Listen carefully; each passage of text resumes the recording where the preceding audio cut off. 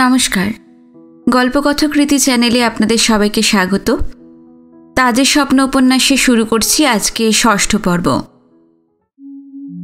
আগের পর্বে আপনারা শুনেছিলেন শাহজাহান শ্রবণাকে রতনচাঁদ দিভেচার কাছে নিয়ে যায়। শ্রবণা যদিও শাহজাহানের মেয়ে, কিন্তু শাহজাহান চায় তার মেয়ে সিনেমায় নামুক, তার মেয়ে অভিনেত্রী হোক। রতনচাঁদ দিভেচার কাছে গিয়ে শ্রবণাকে কঠিন পরীক্ষা দিতে হয়। তার কুনজর পড়ে শ্রবণার উপর, তাই শ্রবণা অস্বীকার করে রতনচাঁদ দিভেচার কাছে অভিনেত্রী হওয়ার জন্য। কিন্তু পরে পরিস্থিতির চাপে পড়ে তাকে এই রতনচাঁদ দিভেচার অফার অ্যাকসেপ্ট করতে হয়। অন্যদিকে দেখা যাচ্ছে প্রিয়দর্শী 7 দিন হয়ে গেছে বোম্বাইতে এসেছে, কিন্তু সে এখনো ফ্রেস্কো আঁকার কাজ শুরু করেনি। সুরজ ভাই প্যাটেল প্রিয়দর্শীকে তাজের স্বপ্নের সেটে নিয়ে যায়। সেখানে প্রিয়দর্শীর সঙ্গে অনেকের আলাপ হয়, তার মধ্যে একজন নিশিনাথ চট্টোপাধ্যায়। নিশিনাথ চট্টোপাধ্যায় মনে করেছিলেন প্রিয়দর্শী হয়তো তাজের স্বপ্নে জয়ন্তর চরিত্রে অভিনয় করবে, কিন্তু প্রিয়দর্শী এ সম্পর্কে কিছুই জানে না। এরপর সুরজ ভাই প্যাটেল প্রিয়দর্শীকে নিয়ে একটি চীনের রেস্তোরাঁয় যায় লাঞ্চ করতে। সেখানে গিয়ে প্রিয়দর্শীকে সমস্ত কথা খুলে বলে যে রতনচাঁদ দিভেচার নেক্সট কী প্ল্যানিং আছে। সে শাহজাহানকে সরিয়ে আর্ট ডিরেক্টরের পদে একজন ভালো দক্ষ চিত্রশিল্পীকে খুঁজছেন, সেই স্থায়ী চাকরির জন্যই সে প্রিয়দর্শীকে এখানে এনেছেন। এইসব কথাবার্তার মাধ্যমেই প্রিয়দর্শী জানতে পারে যে শ্রবণা অর্থাৎ বৈশাখী বলে যে সে যাকে দেখছে, আসলে সে শাহজাহানেরই মেয়ে শ্রবণা রায়। সে কিভাবে এই ইন্ডাস্ট্রিতে ঢুকেছে, রতনচাঁদ দিভেচার কাছে কিভাবে কাজ শুরু করেছে, এই সমস্ত কথাই সুরজ ভাই প্যাটেল প্রিয়দর্শীকে জানায়। আজকে শুনবেন এরপর থেকে। এইতে গেল প্রথম দিন। প্যাটেল সাহেবের অতিথি হিসেবেই আশ্রয় নিয়েছিল সে। পরদিন কিন্তু সে কিছুতেই রাজি হলো না কণ্ঠস্বরের পরীক্ষা দিতে। সুরজ ভাইয়ের স্বনির্বন্ধ অনুরোধে জবাব দিয়েছিল, ছবি এঁকে দেওয়ার প্রতিশ্রুতি আমি দিয়েছিলাম, নতুন কোনো প্রস্তাব আমি বিবেচনাই করব না। অগত্যায় সুরজ ভাই প্যাটেল নিশিনাথের দ্বারস্থ হলেন। প্রিয়দর্শীর ডাক পড়ল নিশিনাথের ঘরে। বেয়ারার পিছু পিছু প্রিয়দর্শী তার খাস কামরায় এসে দেখে একখানা ইজি চেয়ারে শুয়ে আছে নিশিনাথ চট্টোপাধ্যায়। আহত ডান পাটা তুলে দিয়েছেন একটা টুলে। একজন ভৃত্য শ্রেণীর লোক আইস ব্যাগ চাপিয়েছে হাঁটুর উপরে। সামনেই একটা চেয়ারে বসে আছে শ্রবণা। নিশিনাথ ওকে আজকের অভিনয়ের অংশটুকু বুঝিয়ে দিচ্ছিলেন। প্রিয়দর্শী প্রবেশ করতেই নিশিদা স্ক্রিপ্টখানা সরিয়ে রেখে বললেন, আরে এসো এসো ভায়া, তুমি বলছি বলে কিছু মনে করো না। আমি অবশ্য সবাইকেই তুমিই বলি। না না, তাতে কি আছে। কিন্তু এসব কি শুনছি? হ্যাঁ, তুমি নাকি ভয়েস টেস্ট করাওনি? প্রিয়দর্শী একখানা চেয়ার টেনে নিয়ে বসল। কোনো উত্তর দেবার আগেই নিশিদা আবার বলে উঠলেন, এই তোমার সঙ্গে বুঝি এর আলাপ নেই? এর নাম হচ্ছে শ্রবণা রায়। তাজের স্বপ্নে নীলার পার্ট করছে, জয়ন্তর অপোজিটে। আর ও হচ্ছে ডিয়ার মি। তোমার নামটা? প্রিয়দর্শী বলল, পিতৃদত্ত নাম কুন্তল, কিন্তু এখানে অবশ্য সবাই আমাকে প্রিয়দর্শী বলেই জানে। হ্যাঁ হ্যাঁ হ্যাঁ, প্রিয়দর্শী। পিতৃদত্ত নামের চেয়ে এই নামটা তোমাকে বেশি মানায়। কি বলো শ্রবণা? শ্রবণা কোনো জবাব দেয় না, মুখটা নিচু করে থাকে। তা কি তুমি নাকি অভিনয় করতে রাজি নও? না, রাজি নই। আমি তো এখানে ছবি আঁকার কাজ করতে এসেছি, এটা করতেই চাই। ছবি তৈরি করতেই তো ডাকছি তোমাকে। রঙে আর রেখায় নয়, সমস্ত সত্তা দিয়ে ছবি তৈরি করো এবার। না, তাতে অসুবিধা আছে আমার পক্ষে। যদি প্রশ্নটা অসঙ্গত মনে না করো, তাহলে কি জিজ্ঞেস করতে পারি অসুবিধাটা কি জাতীয়? বাড়ি থেকে আপত্তি? না না, আমার বাড়িতে কেউ নেই, সেজন্য নয়। নিশিনাথ তখন ওকে বোঝাতে থাকেন। উচ্ছ্বাসের মুখে অনেক কথাই তিনি বলে গেলেন। সিনেমা শিল্পটাকে যারা এখনও একমাত্র প্রমোদের উপকরণ বলেই মনে করে, নিশিনাথ তাদের দলে নন। এই দেশের অধিকাংশ লোক বই পড়তে পারে না, সাহিত্য জগতের কোনো খবরই তারা রাখে না। তারা সিনেমা দেখে। দেশের আপামর জনসাধারণের রুচি, তাদের চেতনা, তাদের শিক্ষার রূপায়ণে এই চিত্রশিল্পের যে কী প্রচণ্ড প্রভাব তা কেউই তলীয় অনুধাবন করে দেখছে না। সকলেই মনে করছে এটা অর্থ উপার্জনের একটা অবলম্বন মাত্র। ডিস্ট্রিবিউটার প্রডিউসারের নজর বক্স অফিসের দিকে, কুশীলবদের নজর আরও চড়া দামের কন্ট্রাক্টের দিকে। ভালো ছবি নয়, ভালো বিক্রির সম্ভাবনাময় ছবি সকলের একমাত্র লক্ষ্য। আর বিক্রি বাড়াবার পন্থাটা কি? অশ্লীল ভঙ্গিমা, অশালীন নাচ গান, অর্ধ উলঙ্গ নারী দেহ, বেলেল্লাপনা অথবা খুন, জখম, রক্তারক্তি। যারা এই শিল্পের নিয়ামক তারা বুঝে নিয়েছেন সাধারণ দর্শক উচ্চকোটির যে জীবনযাত্রার নাগাল পায় না, যেসব ক্যাবারে নাচ, সুইমিং পুলের অর্ধনগ্ন নারী দেহ তাদের দেখবার সৌভাগ্য হয় না, তাই ওদের উপহার দিতে হবে। ওদের সুপ্ত কামনা তাতেই তৃপ্ত হবে। খুন, জখম, মারামারির দৃশ্যে ওদের বঞ্চিত বিদ্রোহী আত্মা একটা তির্যক তৃপ্তি পায়, ভাইকেরিয়াস এনজয়মেন্ট। ওরা হুমড়ি খেয়ে পড়ে টিকিট ঘরের সামনে। এই বিষচক্রের মাঝখানে সকল যুগেই দেখা দেন কিছু শুভ বুদ্ধিসম্পন্ন মানুষ। তারা মুষ্টিমেয়, তারা মোড় ঘোরাতে চান। তাদের ছবি মার খায়, ফ্লপ হয়। ফলে বিস্মরণের নেপথ্যে সরে দাঁড়াতে হয় সেই সব পরিচালককে। এই লড়াইয়ে রণভূমি থেকে তুমি আমি সরে দাঁড়াতে পারি না। ভালো জাতের বই করতেই হবে, আর সেজন্য প্রয়োজন নতুন দল, নতুন মুখ, নতুন প্রেরণা। জোট বাঁধতে হবে তাদের নিয়ে যারা শুধু পয়সার জন্য এই পথে পা বাড়ায়নি। নিশিদার এত কিছু বোঝানোর মাঝেই হঠাৎ বাধা দিল শ্রবণা। বলে উঠল, মিস্টার রতনচাঁদ দিভেচা বুঝি সেই জন্যই নতুন লোক খুঁজছেন?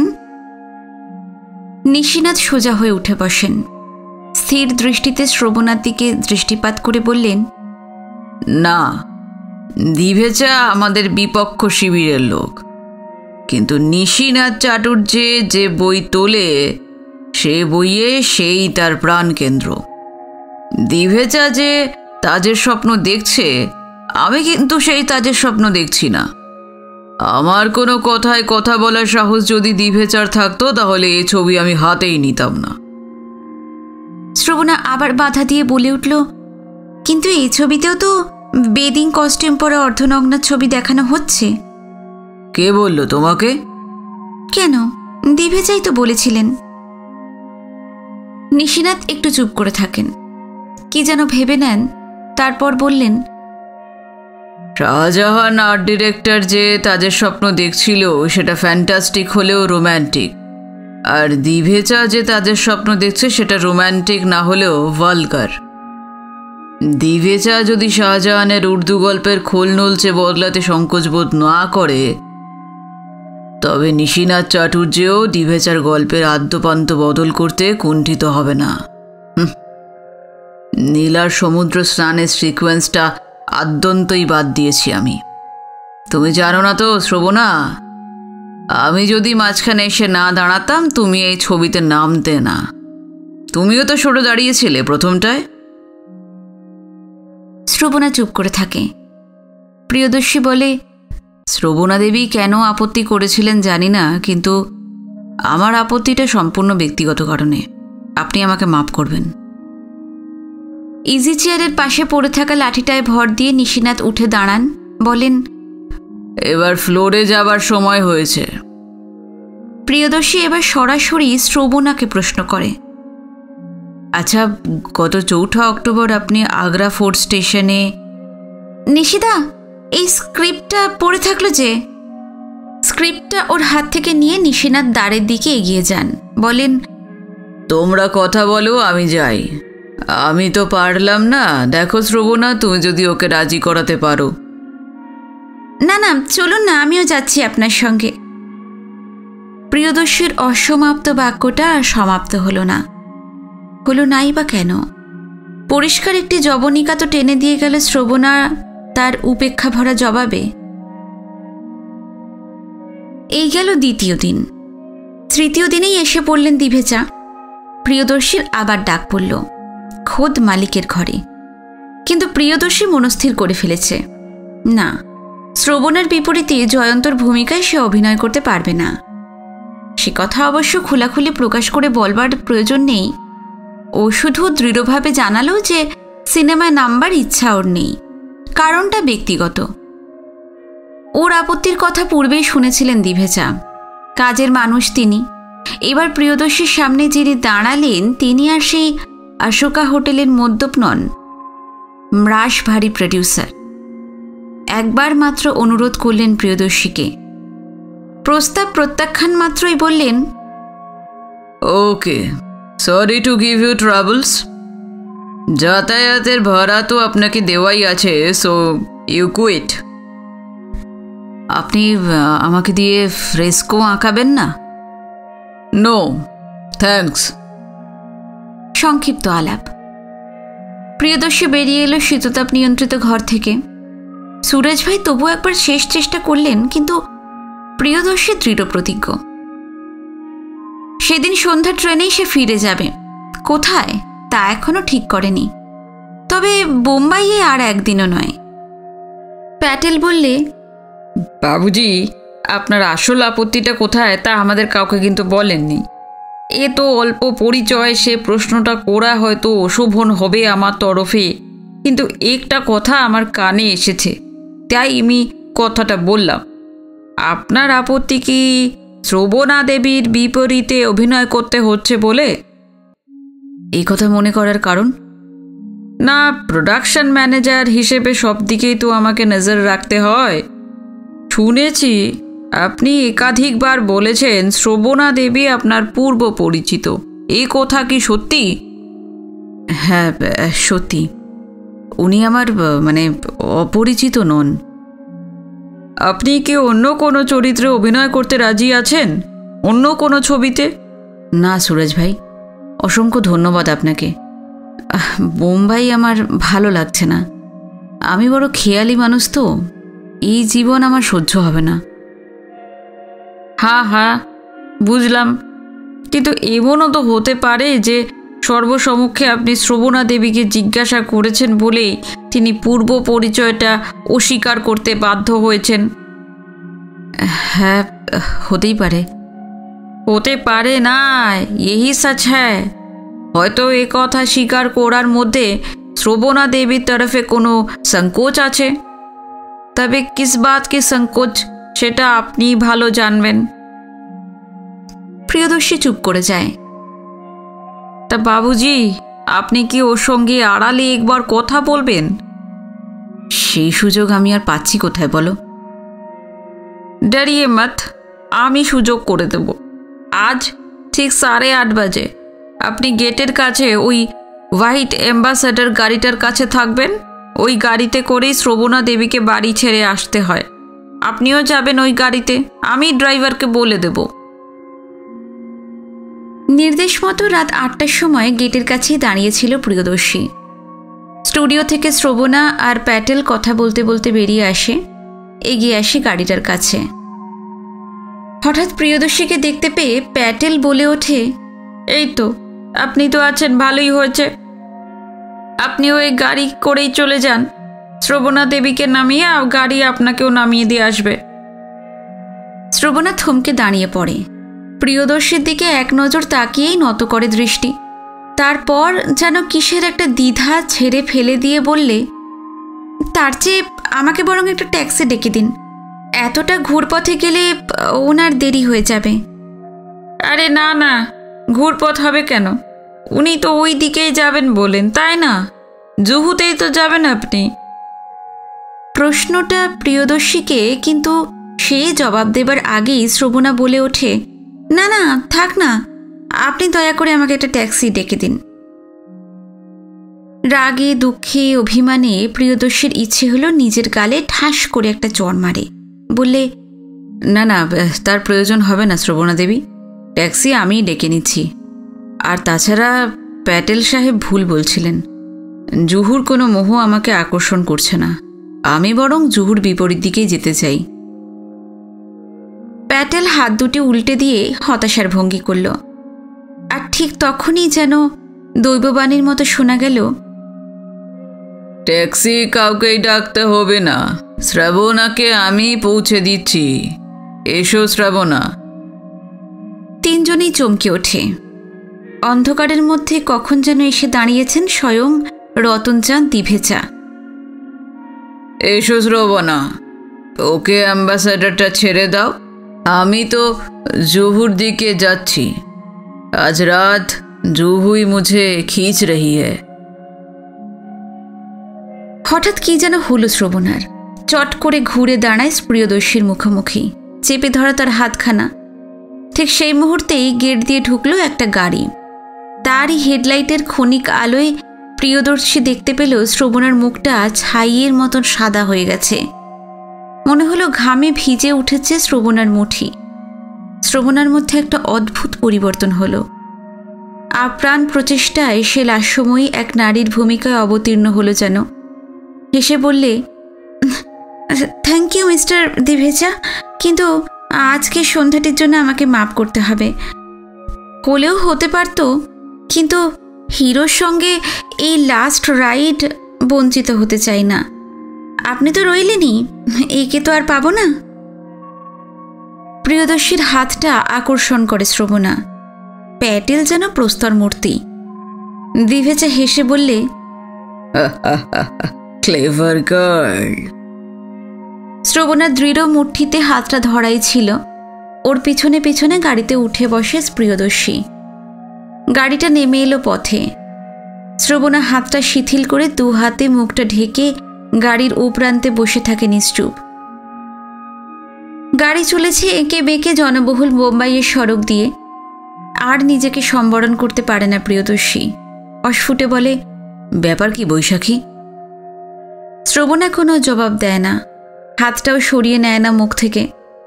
প্রিয়দর্শী অনুভব করে শ্রবণা কাঁদছে। পিঠটা কেঁপে কেঁপে উঠছে তার। একবার ইচ্ছে হলো আলতো করে হাতটা রাখে ওর পিঠে, কিন্তু সেই ইচ্ছেকে দমন করল। মেয়েটি রহস্যাবৃত, কি জানি ও কি মনে করবে।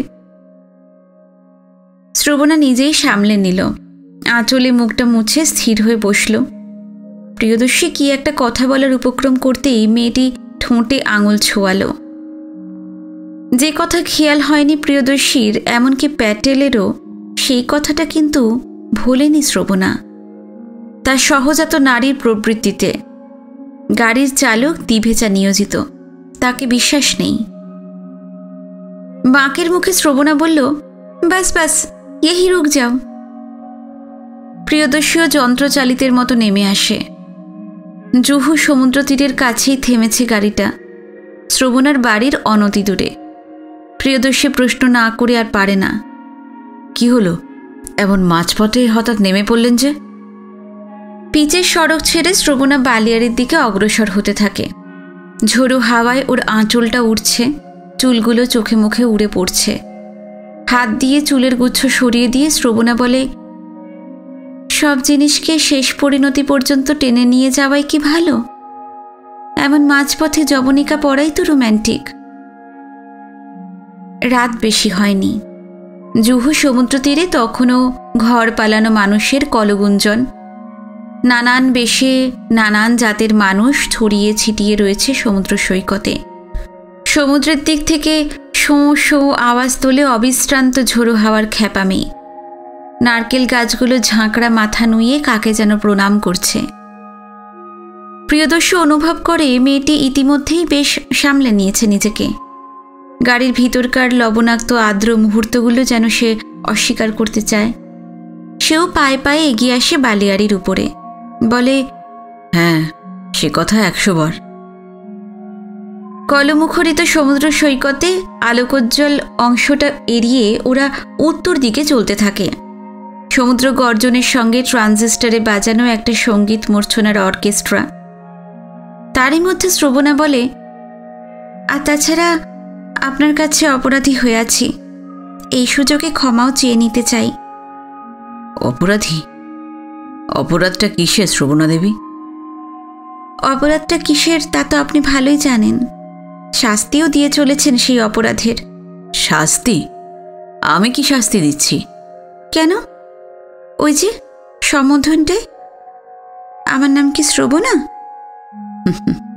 তাই তো শুনলাম এখানে এসে। 5 জন তো ওই নামেই আপনাকে ডাকছে। 5 জনের একজন সেজেই তো শাস্তি দিচ্ছেন আপনি। কিন্তু বৈশাখী নামে ডেকেও তো কোনো সাড়া পায়নি। পাই ওরা চলে এসেছে অপেক্ষাকৃত একটা নির্জন অংশে।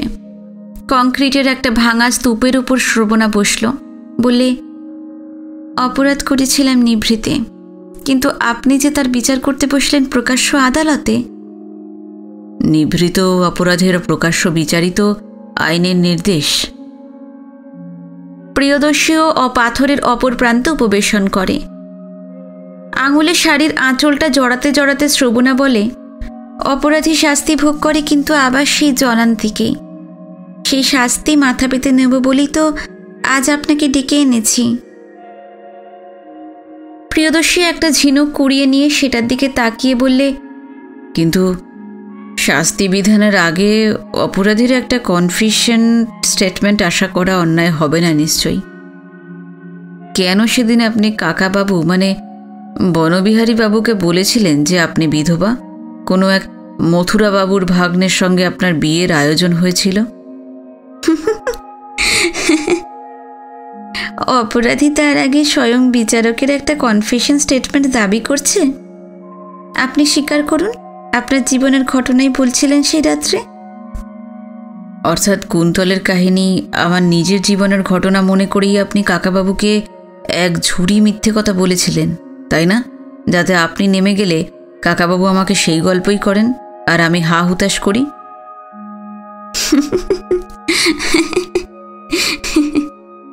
কিন্তু কখন এসব বললেন তাকে? আপনি ঘুমিয়ে পড়ার পর। এক ঘুম দিয়ে নিয়ে উনি উঠে বসলেন, শুরু করলেন গল্প। আগ্রায় আমি কোথায় যাচ্ছি, কেন যাচ্ছি, আমার বাবা মা আছেন কিনা, বিয়ে করেছি কিনা ইত্যাদি। বাবা, আপনি তো সাংঘাতিক লোক। আপনি তো মানুষ খুন করতে পারেন। আপনি কিন্তু তা বলে খুনি আসামির বিচার করছেন না কুন্তল বাবু। আবার কুন্তল বাবু? বলছি না কুন্তল আমার গল্পের নায়ক। ওইসব ঘটনা আমার জীবনে ঘটেনি। সত্যি বলছেন? আমার গা ছুঁয়ে বলতে পারবেন? প্রিয়দর্শী চুপ করে যায়। সমুদ্রের অন্ধকারে দৃষ্টি মেলে দিয়ে বলে, না, তা বলতে পারবো না। কেন পারি না তা আজও আমি আপনাকে বলতে পারবো না। যদি কখনো সুযোগ পাই তো বলবো, আপনাকেই বলবো, কথা দিলাম। ওর এই কথায় এমন একটা বেদনা বিধুর ব্যঞ্জন ছিল যে চমকে গেল শ্রবণা। বুঝল এর ভেতরে কিছু একটা আছে। কৌতূহল দমন করে স্বাভাবিক কণ্ঠে বলে, সে যাই হোক, নিশিদার প্রস্তাব আপনি এভাবে প্রত্যাখ্যান করলেন কেন? আর হঠাৎ বোম্বাই ছেড়ে চলেই বা যাচ্ছেন কেন? প্রিয়দর্শী অন্তহীন সমুদ্রের উপর থেকে দৃষ্টিটা ফিরিয়ে আনে তার সঙ্গিনীর দিকে। মৃদু হেসে বলে, সব জিনিসকে শেষ পরিণতি পর্যন্ত টেনে নিয়ে যাওয়াই কি ভালো শ্রবণা দেবী? মাঝপথে থেমে পড়াই তো রোম্যান্টিক। আমি কিন্তু বলবো না সে কথা 100 বার। তবে কি বলবেন? বলবো বৈশাখীর উপর অভিমান করে আপনি শ্রবণাকে শাস্তি দিচ্ছেন। আর একটা কথা, দিভেচা সাহেব আপনাকে বাড়ি পৌঁছে দেবার প্রস্তাবে আপনি ওভাবে ওরকম চমকে উঠলেন কেন? হঠাৎ আমার হাতই বা চেপে ধরলেন কেন? তার কারণটা কি আমাকে জানাতে পারেন? এবার শ্রবণা দৃষ্টি চলে যায় সঙ্গীর কাছ থেকে দূর সমুদ্রের দিকে। গম্ভীর হয়ে বলে, না, পারি না। কেন পারি না তাও এখন আপনাকে বলতে পারবো না। যদি কখনো সুযোগ পাই তো বলবো, শুধু আপনাকেই বলবো, কথা দিলাম। প্রিয়দর্শী হেসে বলে, আমরা কি শুধু একই কথার পুনরাবৃত্তি করে যাব? তার মানে? প্রিয়দর্শী অনুভব করে শ্রবণা এইমাত্র কোনো বাকচাতুরি করেনি। প্রিয়দর্শীর কথা সে সজ্ঞানে ফিরিয়ে দেয়নি। সেই যেমনভাবে দিয়েছিল শ্রবণার মাঝপথে থেমে পড়ার কথাটা। শ্রবণা যে কথাটা বলেছে সেটা প্রিয়দর্শীর ভাষণের প্রতিধ্বনি, কিন্তু সেটা ওর সজ্ঞান চয়ন নয়, কাকতালীয়। প্রিয়দর্শী বুঝতে পারে দুজনেরই মনে জমে আছে নানান কথা, যা তারা অপরজনকে বলতে চায়, কিন্তু স্বল্প পরিচয়ের বাধা অতিক্রম করে বলতে পারছে না। ওকে নীরব দেখে শ্রবণা বললে, আপনি কি জয়ন্তর চরিত্রটা করতে রাজি হবেন? রাজি হলেই যে সেটা আমাকে দেওয়া হবে এমন তো কোনো কথা নেই, তবু আমি চেষ্টা করে দেখতে পারি। তাই? তা হঠাৎ মত বদলালো কিসে? যে প্রশ্নটার জবাব আপনি দিতে পারলেন না সেটা জানার জন্য অপেক্ষা করতে হবে। আমি তার যে কারণ আন্দাজ করেছি তা যদি সত্য হয় তবে হয়তো সহজে আমার যাওয়াও এখান থেকে চলবে না। এই দেখুন, অনেক রাত হয়ে গেছে, এবার চলুন, যাওয়া যাক। হ্যাঁ চলুন। কাল সকালে আমি নিশিদার সঙ্গে দেখা করব। পরীক্ষা যদি পাশ হই তবে তো বারে বারেই দেখা হবে, আর যদি না হই কাল সন্ধ্যায় আর একবার এখানে আসবেন কি? না, আপনি বরং কাল বেলা 2টোর সময় স্টুডিও গেটের কাছে অপেক্ষা করবেন। দুজনে একসঙ্গেই আসব। যে কদিন দিভেচা বোম্বাইয়ে আছে সে কদিন কিন্তু আপনাকেই এসকর্ট করতে হবে। প্রিয়দর্শীর মনে যেটুকু সন্দেহ ছিল এবার তাও ঘুচে গেল। ওরা উঠে পড়ে সমুদ্র সৈকত থেকে। এই প্রিয়দর্শীর 3য় দিনের অভিজ্ঞতা। 4র্থ দিনটা ছিল এলোমেলো। নিশিদা খুশি হয়ে ওঠেন ওর মত পরিবর্তনে। প্যাটেলও উচ্ছ্বসিত হয়ে উঠেছিল। হঠাৎ নিশিদা বলে ওঠেন, বাজারে কিন্তু গুজব, প্রিয়দর্শীর মত পরিবর্তনের পিছনে একটি রোম্যান্টিক টাচ আছে, এবং আমাদের সুরজ ভাই নাকি সেই রোম্যান্টিক পরিবেশটি রচনা করে আমাদের ধন্যবাদার্থ হয়েছেন। প্যাটেল মিটিমিটি হাসে। 5 জনের সামনে প্রিয়দর্শী আর কথা বাড়ায় না। নিশিনাথ এক টুকরো কাগজে প্রিয়দর্শীর মত পরিবর্তনের সংবাদটা লিখে পাঠিয়ে দিলেন দিভেচার কাছে এবং আবার দাবায় ডুবে গেলেন। প্যাটেল বললে, তাহলে ওর ভয়েস টেস্টিংটা সেরে ফেলতে বলি আক্তারকে। আলবাত, দাঁড়াও, ঘোড়াটা চাপার তলায় পড়ে গেল যে। নিশিদা ঘোড়াটাকে বাঁচাতে বাঁচাতেই ফিরে এলো পিয়নটা। ঘোড়াটাকে আর বাঁচানো গেল না। নিশিনাথ চিরকুটখানা পেয়ে অন্যমনস্ক হয়ে পড়লেন। ঘোড়াটা মারা গেল। নিশিনাথ কাগজখানা প্যাটেলের হাতে দিয়ে আবার দাবার চাল ভাবতে বসে গেলেন। প্যাটেল দেখল দিভেচা ওর নোটের নিচে লিখেছেন, দুঃখিত, জয়ন্তর চরিত্রে প্রিয়দর্শীর পরিবর্তে আমি অন্য একজনকে মনোনীত করেছি। প্যাটেল চিরকুটে প্রিয়দর্শীকে দেখায়। দুজনেই চুপ করে প্রতীক্ষা করে নিশিদার পরবর্তী চাল। প্রতিপক্ষ তাগাদা দেয়, কই চাল দিন নিশিদা। দি কই, দাও তো কাগজটা। বলে সেই চিরকুটের নিচে নিশিনাথ আবার লিখে দিলেন, দুঃখিত, পরিচালকের বিনা সম্মতিতে আপনি যথেচ্ছভাবে চরিত্র বন্টন করতে পারেন না। এক্ষেত্রে নিশিনাথের পরিবর্তে আপনি অন্য একজন পরিচালককে মনোনীত করলে বাধিত হব। আবার দাবা খেলায় ডুবে গেলেন নিশিনাথ। একটু পরেই ফিরে এলো পত্রবাহক। এবারে শুধু লেখা আছে, আই উইথড্র। বাঁ হাতে কাগজখানা নিয়ে এক নজর চোখ বুলিয়ে নিশিনাথ দাবাটাকে ডান হাতে ঠেলে দিলেন অপরপক্ষের রাজার ঘাড়ের উপর। শেষে বললেন, মাত। কিন্তু দুর্ভাগ্য প্রিয়দর্শীর, পরীক্ষায় সে উত্তীর্ণ হতে পারল না। সাউন্ড রেকর্ডার আক্তার বারে বারেও পরীক্ষা করে রায় দিল প্রিয়দর্শীর কণ্ঠস্বর মাইকের উপযোগী নয়। প্যাটেল মর্মান্তিক হতাশ হল। নিশিদা ভ্রুকুঞ্চিত করে রিপোর্টটা দেখছিলেন। প্যাটেল সহানুভূতি দেখিয়ে বললে, বাবুজির বারাতটাই খারাপ আছে। নিশিনাথ নিঃশ্বাস ফেলে বলেন, শুধু তাই নয়, দিভেচার দেখছি আবার তুঙ্গে বৃহস্পতি। পিছু হটে গিয়েও বেটা আমাকে মাত করে দিল। সুতরাং দিভেচা কোম্পানির সঙ্গে প্রিয়দর্শীর সব সম্পর্ক চুকে গেল। ছবি ওকে দিয়ে দিভেচা আঁকাবেন না। কণ্ঠস্বরের পরীক্ষায় সে উত্তীর্ণ হতে পারল না। ফলে যোগসূত্র আর রইল কই? প্যাটেল প্রশ্ন করে, কি করবেন এখন? আজই কি বোম্বাই ছেড়ে চলে যাবেন নাকি? না না, বোম্বাইতে আমাকে কিছুদিন থাকতে হবে, কিন্তু তোমার বাসায় আর থাকবো না। আমাকে একটা হোটেল কিংবা মেস খুঁজে দাও বরং। এইসব কথা হচ্ছিল প্যাটেলের অফিসে। সেখানে আর কেউ ছিলেন না। একবার চকিতে দ্বারের দিকে দেখে নিয়ে প্যাটেল ওর দিকে ঝুঁকে পড়ে বললে, আমি জানি জবাবে আমার ভদ্রতা করে বলা উচিত, তাতে কি, যে কদিন আছেন আমার খানেই থাকুন, কিন্তু আমি বলবো না বাবুজি। না না, সে কথা কেন উঠছে? আপনাদের কোম্পানির সঙ্গে আমার তো কোনো সম্পর্কই রইল না। আরে সেজন্য নয় বাবুজি, কোম্পানির সঙ্গে আপনার সম্পর্ক থাক না থাক, আপনার সঙ্গে আমার হৃদ্যতার সম্পর্ক তাতে ছিন্ন হবার নয়, কিন্তু কারণটা তো শুধু তাই নয়। তাহলে চলুন আজও আমরা ওই চীনে হোটেলে গিয়ে একটু লাঞ্চ করি, সব কথা মানে। আচ্ছা রাজি, তবে একটা শর্তে। সেদিন আপনি খাইয়েছিলেন, আজকে আমি খাওয়াবো। আচ্ছা বেশ বেশ, তবে 1:15 সময়, ওকে?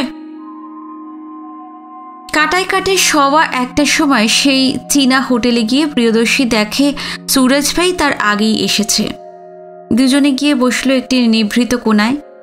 খাবারের অর্ডার নিয়ে বেয়ারাটা চলে গেল। প্যাটেল বলল, ঈশ্বরকে ধন্যবাদ যে ভয়েস টেস্টে আপনি উঠতে যাননি। এ তো নোংরা জায়গা না মশাই, এখানে আপনাদের মতো মানুষের তো ঠাঁই নাই। অথচ এই নোংরা জায়গায় আমাকে টেনে নামাবার জন্য গতকাল পর্যন্ত আপনাদের চেষ্টার কিন্তু অন্ত ছিল না। তা ছিল না, এই স্টুডিওর মধ্যে তো জীবনের 15টা বছর কাটালাম। এ তো দোলাদলি, এ তো খাওয়া খাই, পরশ্রী কাতরতা, স্বার্থপরতা অন্য কোনো ইন্ডাস্ট্রিতে নাই। আপনি আপনি আন্দাজ করতে পারেন কেন আপনার ভয়েস টেস্টিং রিপোর্ট খারাপ হলো? কেন আবার আমার কণ্ঠস্বরের গলতি? তার কারণ গতকাল সন্ধ্যায় আপনি দিভেচা সাহেবের বিরাগ ভাজন হয়েছেন, তার মুখের গ্রাস ছিনিয়ে নিয়েছেন। সত্যি? তার মানে এই কথা সত্যি? আর সেই জন্যই অধমের গরিবখানায় আর আপনার ঠাঁই হচ্ছে না। আপনি হোটেলে যেতে চাওয়ায় স্বস্তির নিঃশ্বাস ফেলতে পারছি আমি। এ লাইনে আমি যেদিন এসেছি সেদিন থেকেই মানুষকে বিসর্জন দিয়ে এসেছি। তা নিশিতা জানেন এই কথা? না না, আমি তো জানাতে সাহস পাইনি। আমি যদি জানাই? আমার কিন্তু ক্ষতি হবে।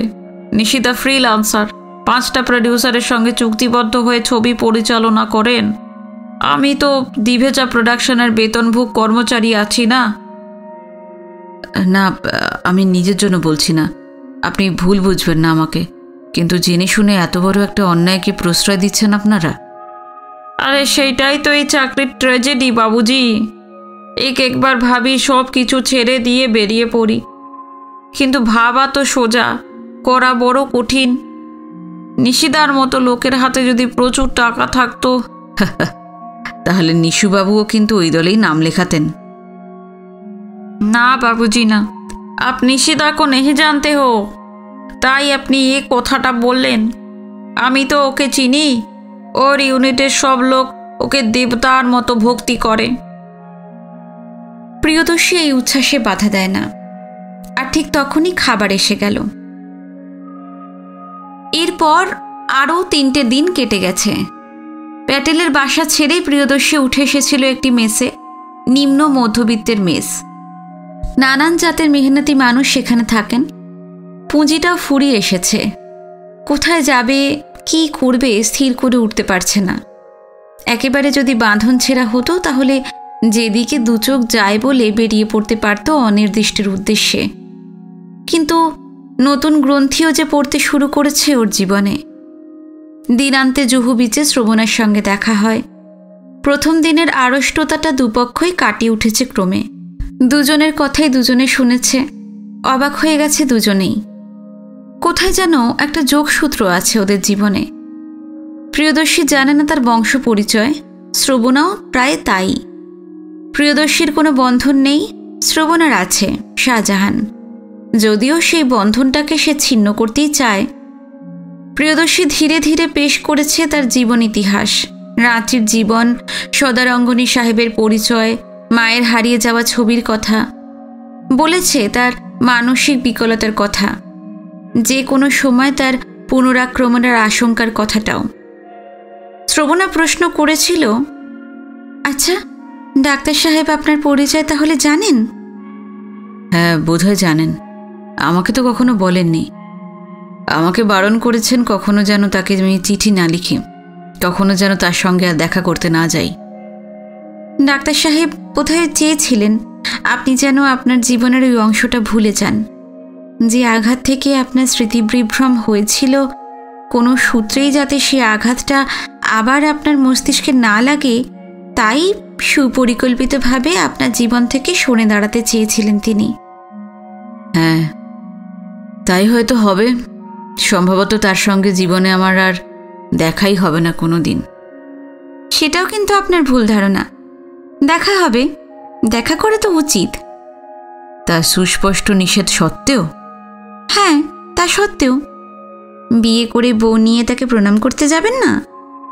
আপনি না জানলেও আপনার স্ত্রীর তো জানা উচিত কোন আঘাতে আপনার এভাবে স্মৃতিবিভ্রম ঘটেছিল। তাহলেই দ্বিতীয়বার যাতে এই দুর্ঘটনা না ঘটতে পারে সেই সম্বন্ধে সচেতন থাকা যাবে। যুক্তির দিক থেকে আপনি ঠিকই বলেছেন, কিন্তু পাগল হয়ে যাবার সম্ভাবনা যা রয়েছে, এমন অজ্ঞাতকুলশীল মানুষকে বিয়েই বা করবে কোন মেয়ে? আর আমি করবই বা কোন আক্কেলে? শ্রবণা এই কথার জবাব খুঁজে পায়নি। আবার শ্রবণাও নিজে থেকে শুনিয়েছে তার কাহিনী। আগ্রাতে আউটডোর শুটিং হবে, সমস্ত ইউনিট বোম্বাই থেকে আগ্রা গিয়েছিল। শ্রবণার সেখানে কোনো ভূমিকা ছিল না, তবু ওর আগ্রহ দেখে ওকেও নিয়ে যাওয়া হয়েছিল তাজমহল দেখাতে। সে কিন্তু ইউনিটের সঙ্গে যায়নি, সে কথা শাহজাহানও জানে না। সে সোজা চলে গিয়েছিল কলকাতায়, সেখান থেকে আগ্রা। বাধা দিয়ে প্রিয়দর্শী বলেছিল, ঠিক কথা, বোম্বাই থেকে আগ্রা যেতে আপনি ইস্টার্ন রেলের কামরায় কেমন করে উঠলেন? এই প্রশ্নটা তো আমার মনে জাগেনি। তা আপনি কলকাতায় গিয়েছিলেন কেন, আর ছিলেন কোথায়? যদি বলি পথে পথে। 31শে অক্টোবর বোম্বাই থেকে রওনা হবার কথা। সবাই ট্রেনে চাপল সেন্ট্রাল স্টেশনে। আমি সবাইকে লুকিয়ে পালিয়ে গেলাম ভিক্টোরিয়া টার্মিনাসে। ক্যালকাটা মেল ধরে কলকাতা পৌঁছাই 2রা নভেম্বর। এবছর সেদিন ছিল জগদ্ধাত্রী পুজো। হাওড়া স্টেশন থেকে লোকাল ট্রেন ধরে চলে গেলাম চন্দননগর। তারপর কি করে যে ওই পৈতৃক বাড়িটা খুঁজে পেলাম, সে এক রোমাঞ্চকর কাহিনী। সে কথা সত্যি। 2 দিন লম্বা ট্রেন জার্নি করে অস্নাত অভুক্ত একটি তরুণী সুটকেস আর বিছানা নিয়ে এসে নামল চন্দননগর স্টেশনে। রায়বাড়িতে জগদ্ধাত্রী পুজো হচ্ছে, সেখানে সে যেতে চায়। রায়বাড়ি? কোন রায়বাড়ি? পঞ্চাননতলায় বীরেশ রায়ের বাড়ি, নাকি রেলপাড়ের গোবিন্দ রায়ের বাড়ি, নাকি মানসতলায় জগদানন্দ রায়ের বাড়ি? ভাঙা ভাঙা বাংলা বলতে পারে একটি সুন্দরী তরুণীকে সাহায্য করতে অনেকেই এগিয়ে আসে। বোকা বনলে চলবে না। শ্রবণা দৃঢ় প্রত্যয়ের সঙ্গে বললে, মনসাতলায় জগদানন্দ বাবুর বাড়ি। রিকশাওয়ালাকে যথোচিত নির্দেশ দিয়ে বিদায় নিল উৎসাহী যুবকের দল। রিকশা এসে থামে পুজোতলায়। মালপত্র নিয়ে একটি মহিলাকে রিকশা চেপে আসতে দেখে মাজায় গামছা বাঁধা একজন যুবক এগিয়ে আসে। কাকে খুঁজছেন আপনি? আচ্ছা, এটা কি জগদানন্দ রায় মহাশয়ের বাড়ি? হ্যাঁ, কিন্তু আপনাকে তো ঠিক। এখানে আজ তোর জগদ্ধাত্রী পুজো হচ্ছে? হ্যাঁ, তা হচ্ছে। আপনি কোথা থেকে আসছেন? আচ্ছা, এই বাড়িতে কি হিমাদ্রি রায় বলে কেউ কখনো থাকতেন? হিমাদ্রি রায়? হ্যাঁ হ্যাঁ, হিমাদ্রি রায়। এই অনেকদিন আগের কথা, মানে ধরুন ওই 25 বছর আগের কথা। উনি চন্দননগর ছেড়ে বোম্বাই চলে যান। ছেলেটি জবাব দেয় না, আপাদমস্তক নিরীক্ষণ করে দেখতে থাকে শ্রবণাকে। কত রকম ঠক জোচ্চোরের কথাই তো শোনা যায় আজকাল। এরপর এগিয়ে আসে এক বৃদ্ধ, আপ্যায়ন করে বলেন, পথের মাঝে দাঁড়িয়ে আছো কেন মা? ওরে, কে আছিস রে? ওর বাক্স বিছানাটা। আপনি একটু সবুর করুন, আমি ঠিক বুঝতে পারছি না আসলে আমি ঠিক জায়গায় এসেছি কিনা।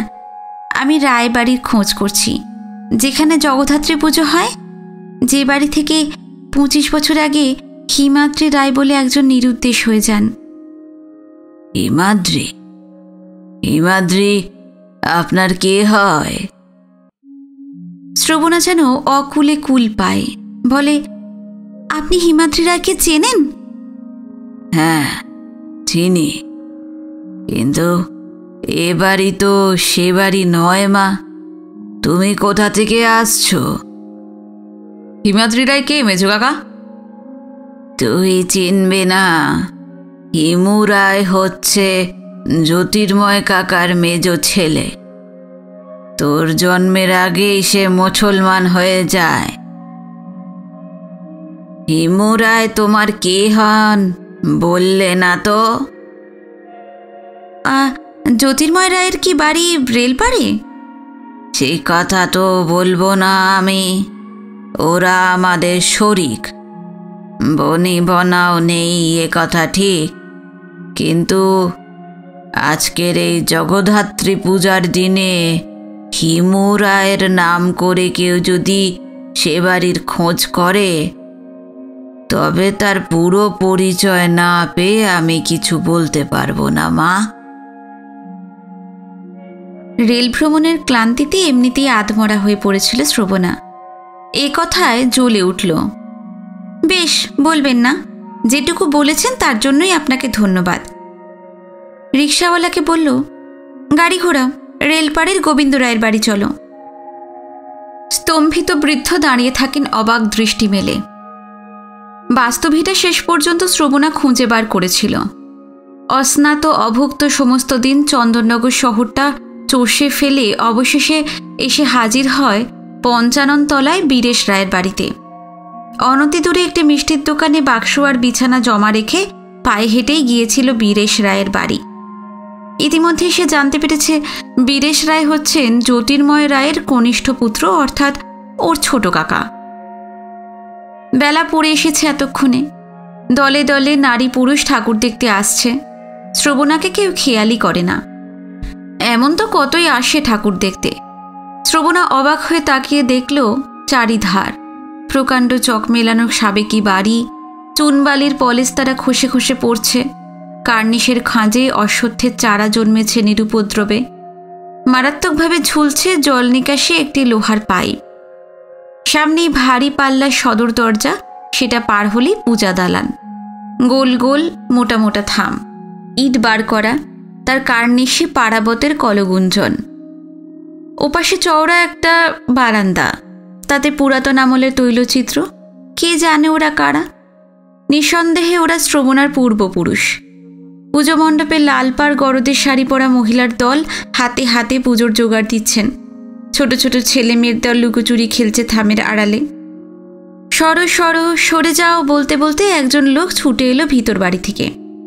তার পিছনে বড় পিতলের হাঁড়িতে করে ভোগ নিয়ে আসছে আর একজন। তার নাক মুখ আবার গামছা দিয়ে বাঁধা। শ্রবণা সরে দাঁড়ায়, চুপটি করে দেখতে থাকে কাণ্ড কারখানা। তার বুক ফেটে কান্না আসে। কেন সে এলো এখানে? কেন মরতে এলো? এখানে তো তার জন্য কোনো স্থানই নেই। এখানে কেউ তো তাকে চিনবেই না, চিনলেও স্বীকার করবে না। এ কি সর্বগ্রাসী কৌতূহল তার! ভারতবর্ষের এক প্রান্ত থেকে একেবারে অপর প্রান্তে কেন, কি জন্য, কিসের প্রত্যাশায় সে ছুটে এসেছে এমন বদ্ধ উন্মাদের মতো? এমনি করে ভিখারিনীর মতো, অন্তেবাসী অচ্ছুতের মতো থামের আড়ালে একটি বেলা ধরে দাঁড়িয়ে থাকতে? সম্বিত ফিরে পায় কার কণ্ঠস্বরে।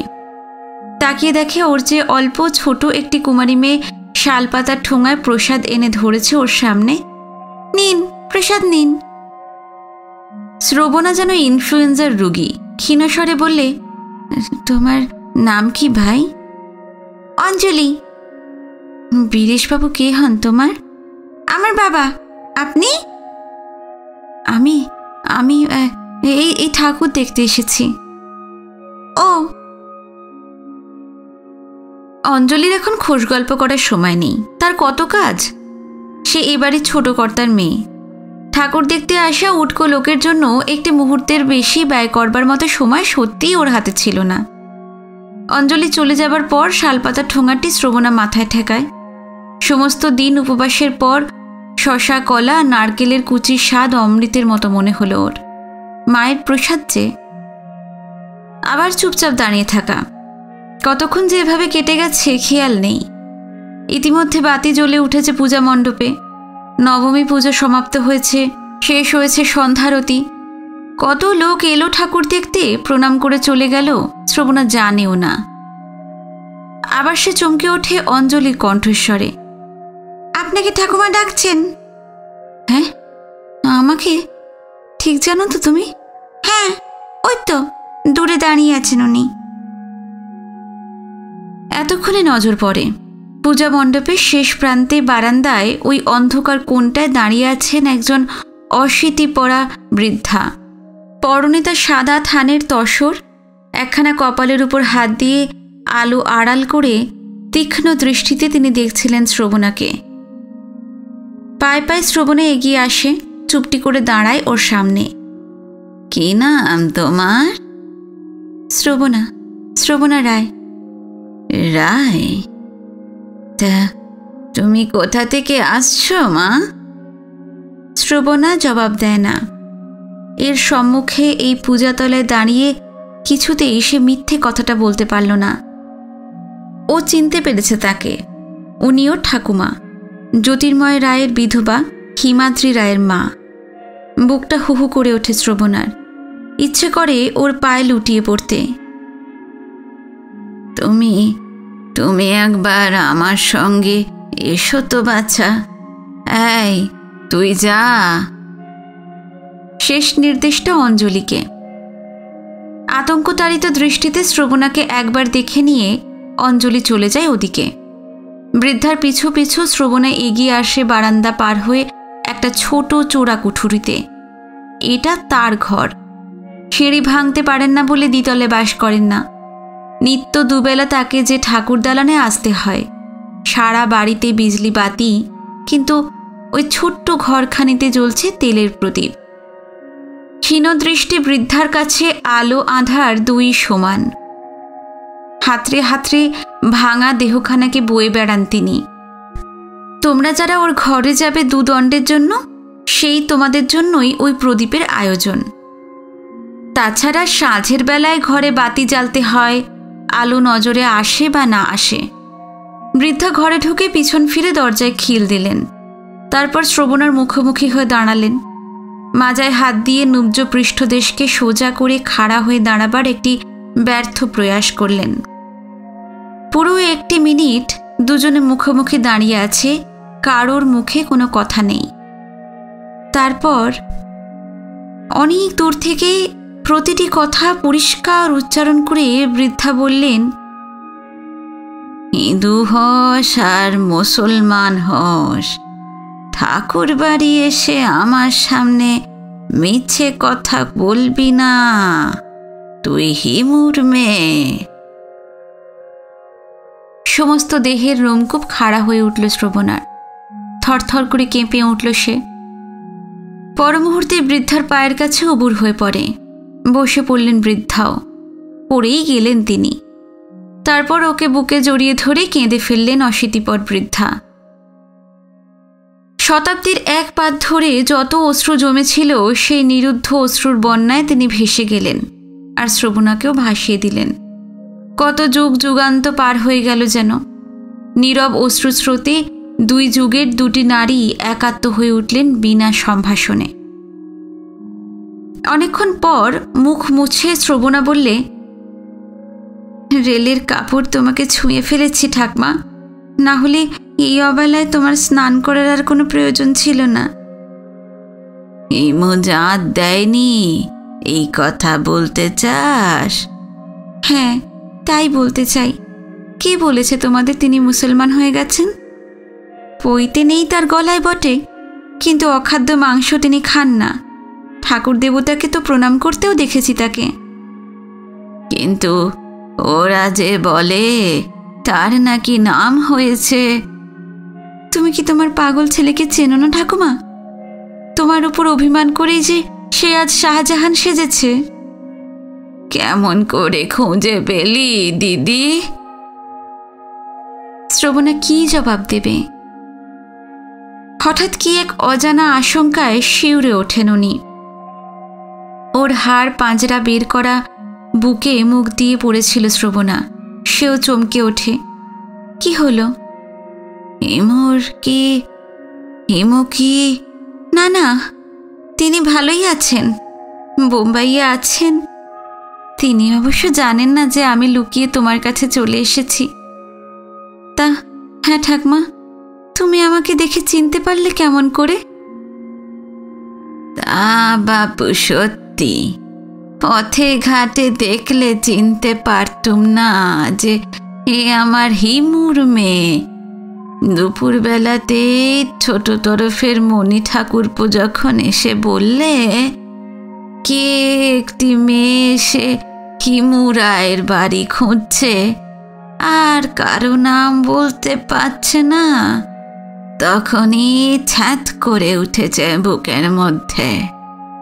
তারপর অঞ্জু এসে যেই বললে, ঠাকমা একটি মেয়ে 3 ঘন্টা ধরে ঠায় দাঁড়িয়ে দাঁড়িয়ে ঠাকুর দেখছে আর কাঁদছে, তখনই বুঝলুম এ তো আমার বুক জুড়ানো ধন। হিমুর যে মেয়ে হয়েছে তাই কি ছাই আমি জানি? আমি যে শুনেছিলুম ওর একটি ছেলে হয়েছে। ছেলে? আমার দাদা? তুমি ঠিক জানো? ওমা, তোর দাদা নেই? ক ভাই বোন তোরা? আমি তো একা। আর তোর মা মমতা? আমার মার নাম যে মমতা তা তো তোমার কাছে জানতে পারলাম প্রথম। তাকে জ্ঞানে আমি দেখিনি। তাহলে হাত জড়িয়েছে আবাগির। বাপি কেন তোমাকে ছেড়ে চলে গিয়েছিল ঠাকমা? থাক না দিদি, সেই সব কথা না, আমাকে বলো, আমি জানতে চাই কার পাপে এমন সোনার সংসারে আমি জন্মাতে পারিনি। ওই মমতা তোর মা মাগি, ও হলো গিয়ে আমার বোন কুসুমের মেয়ে, হিমুর মাস্তুতো বোন। আপন মাস্তুতো বোন? না, ঠিক আপন নয়। কুসুম আমার সতাতো বোন। আমার বাপের তো 2 বিয়ে ছিল, তাহলেও তোর মাস্তুতো বোন ধর্মে সইবে কেন? কি জানি দুটিতে কিভাবে ভাব হয়েছিল। তারপর যাগ্গে সেসব ছেঁড়া কথা। ঠিক সেই মুহূর্তেই বাইরে থেকে করাঘাত হলো দ্বারে। শ্রবণা উঠে দাঁড়ায়। বৃদ্ধা সামলে নেন নিজেকে, ধীরে ধীরে উন্মোচন করে দেন দ্বার। ওপাশে দাঁড়িয়ে আছেন একজন মাঝবয়সী ভদ্রলোক। উপবীতটা দেখা যাচ্ছে, গায়ে তার একখানা মটকার চাদর। মা, এ কি পাগলামি শুরু করেছো তুমি? পাগলামি তুই কোথায় দেখলি ছোট খোকা? পাগলামি নয়, কাজের বাড়ি জ্ঞাতি গোষ্ঠীরা আসছেন, তোমার খোঁজ করছেন, আর তুমি এখানে এসে দৌড় বন্ধ করে। এই ছোট খোকা, এই দেখ, একে জানিস? জানি।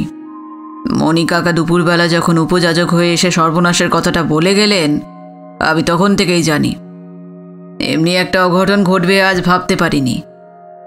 কি বলছিস কি? অঘটন কিছু ঘটেনি। ও তো বলছে হিমু জাত দেয়নি। চুপ করো মা, তা যদি হতো তবে তোমার মেজ ছেলে এসে নিজে মুখে সে কথা বলে যেত। তাকে দিয়ে দেখে এসেছে আমাদের রাখাল, এক মুখ দাড়ি, মাথায় ফেজ টুপি, যাকেই শুধায় সেই বলে ওর নাম শাহজাহান। আপনারা ভুল শুনেছেন ছোট কাকা। চুপ করো, কে তোমার কাকা? শোনো, এই বাড়িতে তোমার ঠাঁই হবে না। এখনো কাকপক্ষী জানে না যে তুমি এখানে এসেছো। ভালোই ভালোই বিদায় হও। আর মা, তুমি স্নান করে এসো। বৃদ্ধা চিৎকার করে কি একটা কথা বলতে চান। বীরেশ রায় বলে চেপে ধরেন মায়ের মুখ, বলেন, অঞ্জলি মঞ্জুরির বিয়ে কিন্তু আমাকে দিতে হবে মা। এতদিনে সবাই সেসব কেলেঙ্কারির কথা ভুলে গেছে। তুমি খুঁচিয়ে আর ঘা করো না, এত বড় সর্বনাশ আমার করো না। ঠাকুর বিসর্জনের আগেই আমি কিন্তু তাহলে আত্মঘাতী হব। দাঁত দিয়ে ঠোঁট কামড়ে ধরে এতক্ষণ সব শুনছিল শ্রবণা। আপ্রাণ চেষ্টায় চোখের জল ঠেকিয়ে রেখেছিল। এবার বললে, ঠাকমা, উনি ঠিকই বলেছেন। অঞ্জলি মঞ্জুরির সর্বনাশ আমি করতে আসিনি। আমি তো এসেছিলাম আমার পৈতৃক বাড়িখানা দেখতে আর তোমাকে প্রণাম করতে। সেই স্বাদ আমার মিটেছে। ছোট কাকা, আমি কথা দিচ্ছি আর কোনোদিন ফিরে আসবো না। শুধু যাবার বেলায় পায়ের ধুলোটা নিতে দাও। নিচু হয়ে বৃদ্ধা এবং বীরেশ রায় পায়ের ধুলো নিয়ে মাথায় ঠেকালো। তারপর কোনো দিকে না তাকিয়ে ঘর ছেড়ে বেরিয়ে গেল শ্রবণা।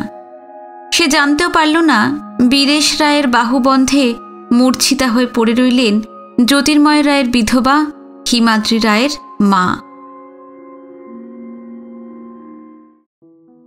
আজকের পর্ব এখানে শেষ করলাম। আশা করি ভালো লেগেছে। আগামী পর্ব নিয়ে খুব শিগগিরই ফিরে আসছি। ভালো লাগলে অবশ্যই জানাবেন কমেন্টে। যারা নতুন এসেছেন, চ্যানেল সাবস্ক্রাইব না করা থাকলে সাবস্ক্রাইব করবেন। নমস্কার, সবাই ভালো থাকবেন।